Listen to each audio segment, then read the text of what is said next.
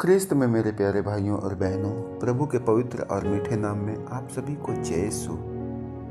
आइए हम लोग प्रभु के पवित्र और जीवंत वचन पर मनन चिंतन करते हैं। संत लूकस के सुसमाचार उसके अध्याय 18 पद संख्या 13 में प्रभु का वचन कहता है, हे ईश्वर मुझ पापी पर दया कर। मेरे भाइयों और बहनों, बाइबल बतलाती है कि हमें प्रभु से कैसे प्रार्थना करना है, कैसे हम ईश्वर के सामने अपने निवेदनों को रखें कि प्रभु हमारी प्रार्थनाओं को सुने।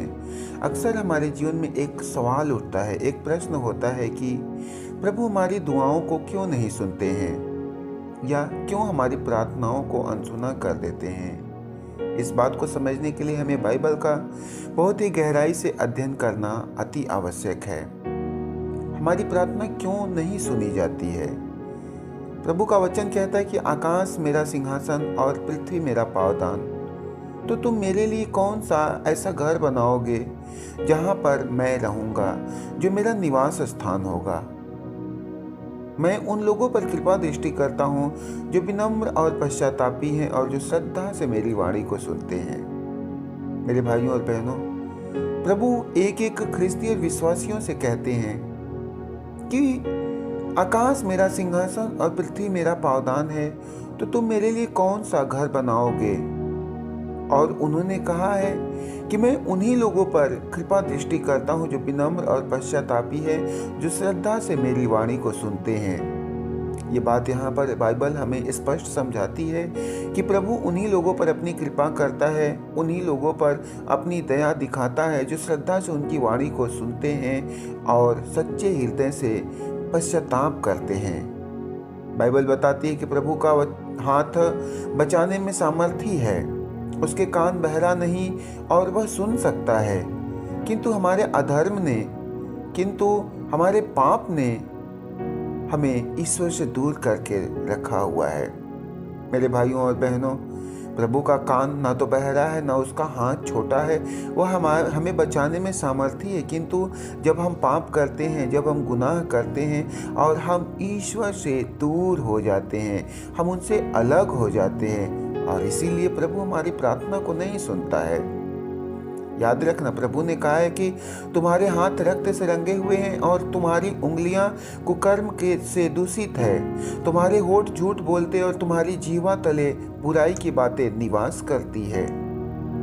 जब हमारे होठ शुद्ध न हो, हमारी जीवा पवित्र न हो और जब हम साफ और सुथरे मन से प्रभु की स्तुति और आराधना न करें, उनके सामने अपनी प्रार्थना ना कहें, तो हमारी प्रार्थना अनसुनी कर दी जाती है।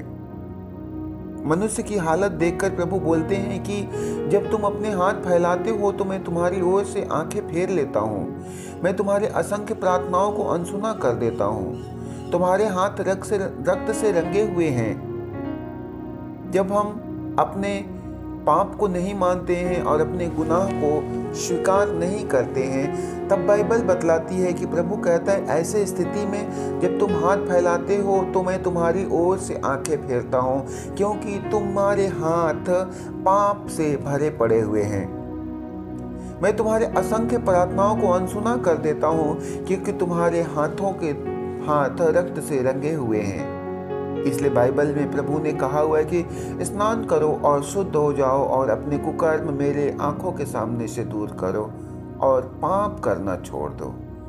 मेरे भाइयों और बहनों, हम चाहते हैं कि प्रभु हमारी प्रार्थना का उत्तर दे, प्रभु हमारे निवेदनों को सुने, प्रभु हमें रोगों से चंगाई दे, हमारे आर्थिक स्थिति में बरकत दे, हमें बंधनों से आज़ाद करे। तो आज बाइबल हमें और आप एक एक लोगों को, एक एक ख्रिस्तियों को समझाती है कि अपने कुकर्म मेरे आंखों के सामने से दूर करो और पाप करना छोड़ दो। जी हाँ, ये बात तब तक हम नहीं समझ पाएंगे जब तक हम अपने आप में न झांके, अपने अंतरतम में टटोल कर न देखें। एक बात तो पक्का है कि एक पापी की प्रार्थना प्रभु कतई नहीं सुनते। जिनको हम संत यूहन्ना के सुसमाचार में पढ़ते हैं, हम जानते हैं कि ईश्वर पापियों की नहीं सुनता, वह उन लोगों की सुनता है जो भक्त हैं और उसकी इच्छा पूरी करते हैं। याद रखना, आप एक ख्रिस्ती हैं, आप एक विश्वासी हैं, लेकिन आपके आचरण से, बोली से, व्यवहार से, आपके कर्मों से अब भी पाप हो रहा है, तो इस बात की कतई उम्मीद मत करना कि प्रभु आपकी प्रार्थना को सुनेगा और आपको बरकत देगा, आपको छुटकारा देगा। इसलिए प्रभु का वचन कहता है कि जब आप मांगते भी हैं तो इसलिए नहीं पाते कि अच्छी तरह प्रार्थना नहीं करते। आप अपनी वासनाओं की तृप्ति के लिए धन की प्रार्थना करते हैं। कपटी और बेईमान लोगों, क्या आप यह नहीं जानते कि संसार से मित्रता रखने का अर्थ है ईश्वर से बैर करना? जो संसार का मित्र होना चाहता है वह ईश्वर का शत्रु बन जाता है। बाइबल हमें और आप एक लोगों को सिखाती है कि हमारे अंदर में इस सांसारिक वस्तुओं की, सांसारिक सुख सुविधाओं की, भोग विलास की यदि हम लालसा रखते हैं, यदि हम इच्छा रखते हैं तो हम ईश्वर के बैरी, उनके विरोधी हो जाते हैं। इसलिए हमें संसार की बातों को सुनने की ज़रूरत नहीं है, संसार की चीज़ों की खोज में लगे रहने की ज़रूरत नहीं है, क्योंकि बाइबल बतलाती है इन सांसारिक वस्तुओं की खोज में गैर यहूदी या गैर विश्वासी लोग लगे रहते हैं। हम लोग देखते हैं प्रभु का वचन कहता है कि जो ईश्वर की इच्छा पूरी करता है और जो उनके इच्छा के अनुसार अपना जीवन व्यतीत करता है, वास्तव में प्रभु उन्हीं की प्रार्थनाओं को सुनता है। हम जितना चिल्ला कर दुआ करें, इससे कोई भी लाभ नहीं होगा, प्रभु हमारी नहीं सुनेगा। हम कितना भी जोर जोर से ऊंची आवाज में प्रार्थना करें, लेकिन ये जरूरी नहीं है कि प्रभु हमारी सुनेंगे ही। प्रभु का वचन कहता है जो लोग मुझे हे प्रभु कह करके पुकारते हैं, उनमें सब के सब स्वर्ग राज्य में प्रवेश नहीं करेंगे, परंतु वही जो मेरे स्वर्गीय पिता की इच्छा को पूरी करता है वही स्वर्ग राज्य में प्रवेश करेगा। उस दिन बहुत से लोग मुझसे कहेंगे कि प्रभु, क्या हमने आपका नाम लेकर भविष्यवाणियां नहीं की? आपका नाम लेकर अब दूतों को नहीं निकाला? आपका नाम लेकर बहुत से चमत्कार नहीं दिखाए? तब मैं उन्हें साफ साफ बता दूंगा कि मैं तुम लोगों को कभी नहीं जाना और ना जानता हूं। मेरे भाइयों और बहनों, हम प्रभु के नाम में भले ही बड़े बड़े कार्य कर लें, लेकिन यदि हम प्रभु के वचन और उनके कथन पर ना चलें, परमेश्वर अंत के दिनों में एक बार हमें स्पष्ट रूप से इस बात के लिए साफ साफ कह देता है कि मैं उस दिन तुमसे कहूँगा कि मैंने तुम्हें कभी नहीं जाना और ना ही जानता हूँ। प्रभु का वचन कहता है यदि तुम मुझे पुकारोगे तो ईश्वर उत्तर देगा। यदि तुम पुकारोगे तो ईश्वर उत्तर देगा। यदि तुम दुहाई दोगे तो वह कहेगा कि देखो मैं प्रस्तुत हूं।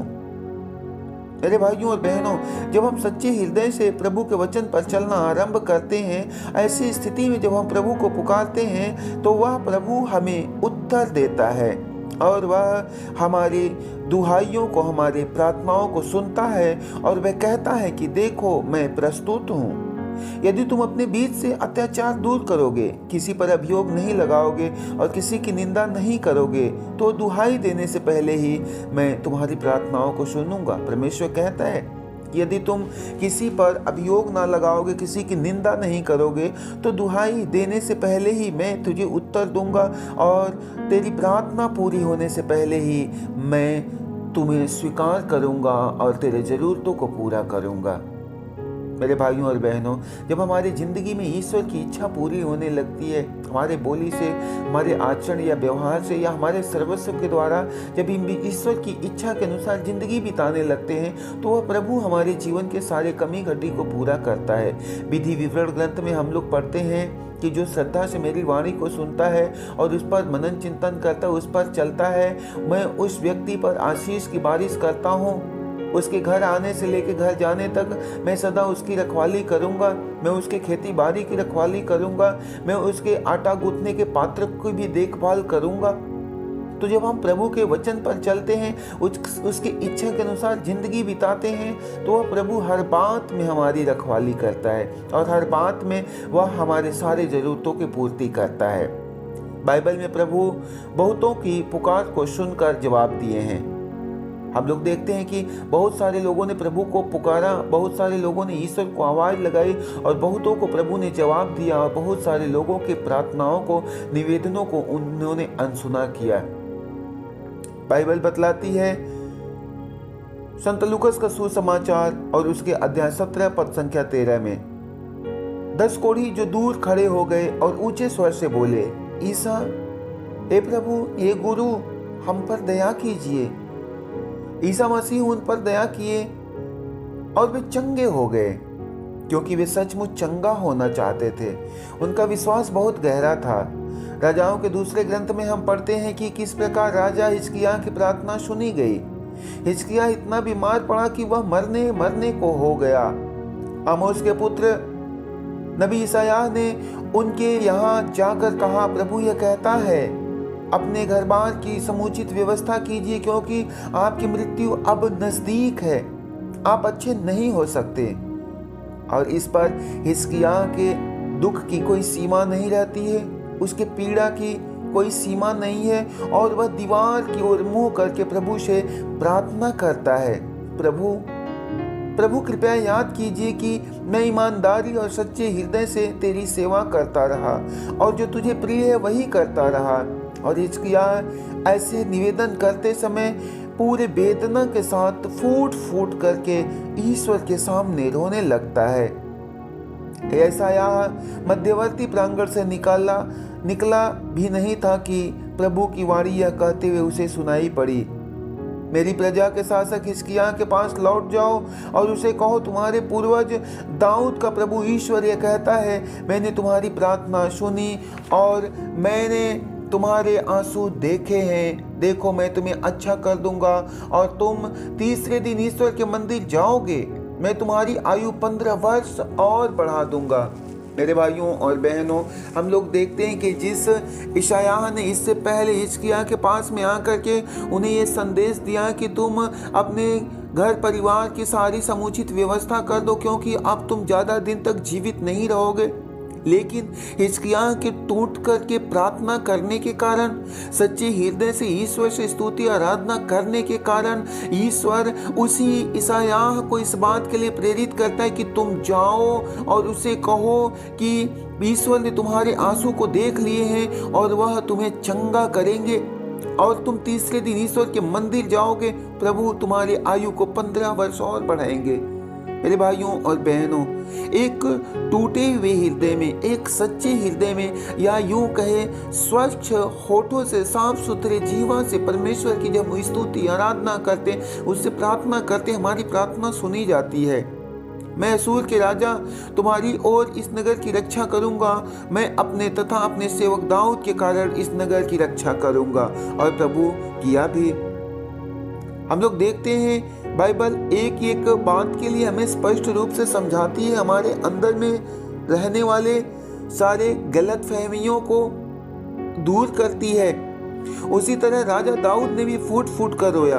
देखते हैं हम लोग कि जैसे हिजकिय्याह फूट फूट करके रोया, उसी तरह दाऊद भी अपने जीवन काल में किए गए पाप के लिए फूट फूट करके रोया और पश्चाताप करते हुए यह कहा कि हे ईश्वर, तू दयालु है, मुझ पर दया कर, तू दया का सागर है और इस कारण तू मेरे अपराध को क्षमा कर और मेरी दुष्टता को, मेरे गुनाहों को, मेरे अपराधों को पूर्ण रूप से धो डाल, क्योंकि मैं अशुद्ध हूँ, मैं पापी हूँ और तू मुझ पापी को क्षमा कर और मेरे सारे कुकर्म को धो कर मुझे शुद्ध कर। मैं अपना अपराध तेरे सामने स्वीकार करता हूँ। इस प्रकार राजा दाऊद प्रार्थना करते हैं और उनके ऐसे टूटे हृदय से, उनके ऐसे कराह भरे हृदय से निकलने वाली प्रार्थनाओं को प्रभु सुनते हैं। हम लोग देखते हैं कि जिस तरह यरीको का अंधा भिखारी यीशु की उपस्थिति को पहचान कर अपना सीना ठोक ठोक कर पुकारा था, ईसा दाऊद के पुत्र मुझ पर दया कीजिए। प्रभु उसकी आवाज को सुनकर उसके पास ठहर जाते हैं और उसे पास बुलाते हैं और कहते हैं कि मैं क्या करूं, तो बोलो मैं तुम्हारे लिए क्या करूं। वह व्यक्ति कहता है, हे प्रभु मैं देखना चाहता हूं। प्रभु ने कहा कि तुम दृष्टि प्राप्त करो। मेरे भाइयों और बहनों, जब हम सच्चे हृदय से ईश्वर से प्रार्थना करते हैं तो परमेश्वर हमारी प्रार्थनाओं को अवश्य सुनते हैं। ईश्वर हमारी दुहाइयों को जरूर सुनते हैं। इसलिए तो भजन संहिता में लिखा गया है कि दीनहीन ने प्रभु की दुहाई दी, प्रभु ने उसकी सुनी और उसे हर प्रकार के संकट से बचाया। जब हम दीनहीन टूटा हृदय लेकर ईश्वर के पास आते हैं, उनसे प्रार्थना करते हैं, प्रभु हमारी सुनता है।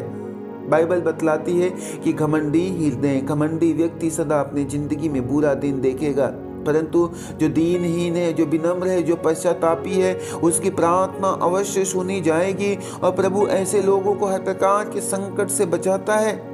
प्रभु दुहाई देने वाले की सुनता है और उसे हर प्रकार के संकट से मुक्त करता है। प्रभु दुखियों से दूर नहीं है और जिनका मन टूट गया है, प्रभु उन्हें संभालता है। जो घायल हो गए, प्रभु उनके घाव पर पट्टी बांधता है। जो बोझ से दब गए हैं, परमेश्वर उन्हें के बोझ को हल्का करता है और उन्हें सच्ची शांति प्रदान करता है।